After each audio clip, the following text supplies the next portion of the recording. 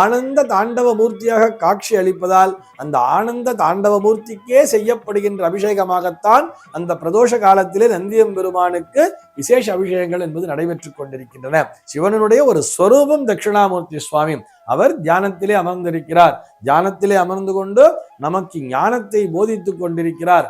அதே பரமேஸ்வரனை இன்னொரு இடத்துல பார்த்தோம்னா பிக்ஷாடனராக வலம் வந்து கொண்டிருக்கிறார், பௌதி பிக்ஷாந்தேகி என்று. இன்னைக்கு நம்ம என்ன பார்க்க போறோம் சொல்லி பார்த்தோம்னா, ஒரு நேயரினுடைய கேள்விக்கான விடையைத்தான் பார்க்க போகிறோம். இந்த நேயர் என்ன கேட்டிருக்கார் அப்படின்னு சொல்லி பார்த்தோம்னா, சிவபெருமான் எப்பொழுதும் தியான கோலத்திலேயே இருக்கிறாரே, இதற்கு காரணம் என்ன என்பதுதான் அவருடைய கேள்வியாக அமைந்திருக்கிறது. சிவபெருமான் சதா சர்வகாலமும் தியான கோலத்தில் இருப்பதில்லை, நன்றாக புரிந்து கொள்ள வேண்டும். தியான கோலத்தில் இருக்கக்கூடிய பரமேஸ்வரனுக்கு தியானேஸ்வரன் என்றே பெயர். அவர் தியானம் செய்து கொண்டிருக்கின்ற அந்த முறையை பற்றியும் நாம் பார்க்கலாம். இவை அனைத்தையும் விட நாம் அனைவரும் பிரதோஷ காலத்திலே போய் இறைவனை தரிசிக்கிறோம் இல்லையா? பிரதோஷத்துக்கு போய் அந்த நந்தியம்பெருமானை தரிசிக்கிறோம் என்று சொன்னால், அந்த நந்தியம்பெருமானுக்கு விசேஷமான அபிஷேகங்களை செய்கிறார்கள் என்று சொன்னால் அதற்கு காரணம் என்ன? மற்ற நாட்கள்லாம் சாதாரணமாக தான் கொண்டு போய் ஜலத்தை விட்டுட்டு நந்தியம்பெருமானுக்கு வஸ்திரங்கள்லாம் மாற்றி அழகா சந்தன குங்குமத்தை வச்சுட்டு வந்துருவா.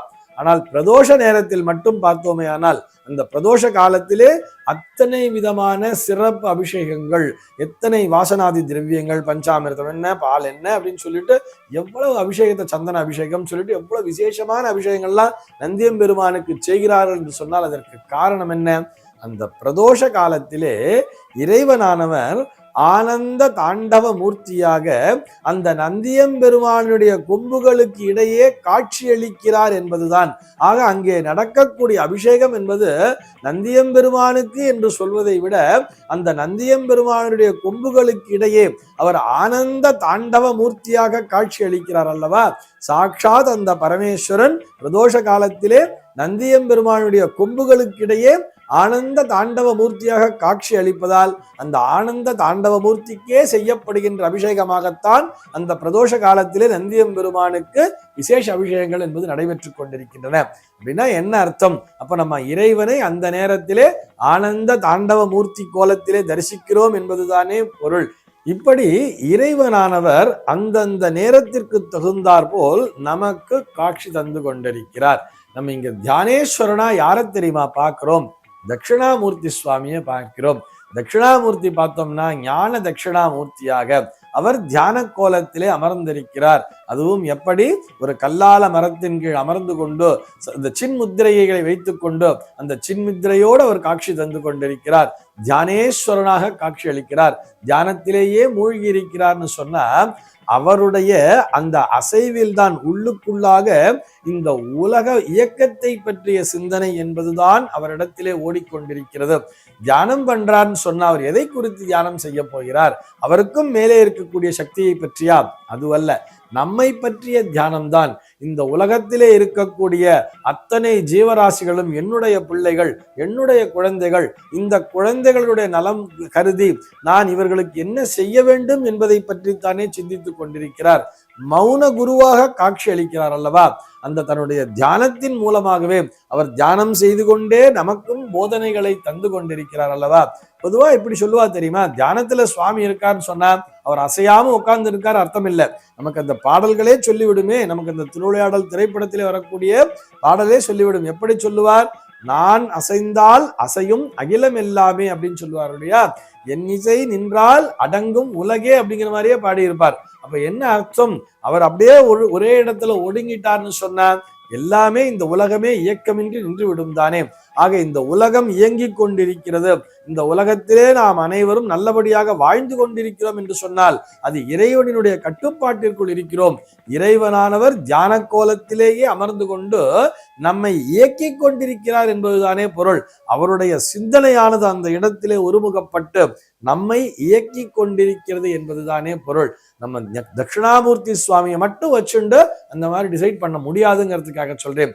சிவனுடைய ஒரு ஸ்வரூபம் தட்சிணாமூர்த்தி சுவாமி. அவர் தியானத்திலே அமர்ந்திருக்கிறார்.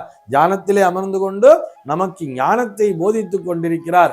அதே பரமேஸ்வரனை இன்னொரு இடத்துல பார்த்தோம்னா பிக்ஷாடனராக வலம் வந்து கொண்டிருக்கிறார். பௌதி பிக்ஷாந்தேகி என்று அந்த பிக்ஷை எடுத்துக்கொண்டு தார்காவனத்து முனிவர்களை அடக்குகின்ற அந்த கோலத்திலும் காட்சி அளித்தார் பார்க்கிறோம்.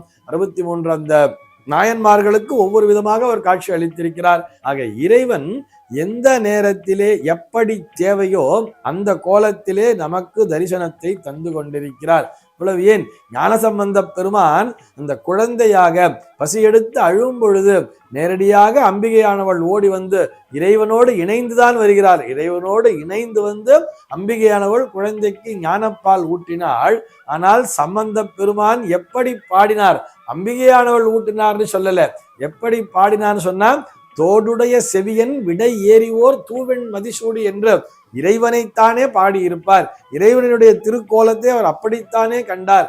தோடு உடைய செவியன், விடைன்னு சொன்னா காளமாடு, விடை ஏறி ஓர் தூவெண் மதிசூடி, அந்த தூய்மையான வெள்ளையான அந்த மதியை சூடிக்கொண்டு அவர் எனக்கு காட்சி தந்தார். அங்கதான் அவர் தான் வந்து எனக்கு பாலை புகட்டினார் அப்படின்னு சொல்லிட்டு அவங்க அப்பாட்ட அந்த குழந்தை ஞானசம்பந்த பெருமான் சொல்கிறார் என்று சொன்னால், அங்கே இறைவன் தியானமூர்த்தியாக இல்லையே, தியான கோலத்திலே இல்லையே. ஆக இறைவனை நீங்கள் சதா சர்வகாலமும் தியான கோலத்திலே நோக்குகிறீர்கள் என்று சொன்னால், நீங்கள் உங்களுடைய பயணமானது ஞான மார்க்கத்தை நோக்கி துவங்கிவிட்டது என்பதுதான் பொருள். நீங்கள் ஞான மார்க்கத்திலே பயணிக்கும் பொழுது இறைவனானவர் உங்களுக்கு தியான ரூபியாக காட்சி அளிக்கிறார், தியானேஸ்வரனாக காட்சி அளிக்கிறார். ஒரு குழந்தைக்கு எப்படி காட்சி அளிக்க வேண்டுமோ அப்படி காட்சி அளிக்கிறார். இல்வாழ்க்கையிலே இருக்கக்கூடிய ஒரு சம்சார பந்தத்திலே உழலக்கூடியவருக்கு ஆனந்த தாண்டவ மூர்த்தியாகவும் காட்சி அளித்து கொண்டுதான் இருக்கிறார். சர்வே ஜனாஹ சுகினோ பவந்து.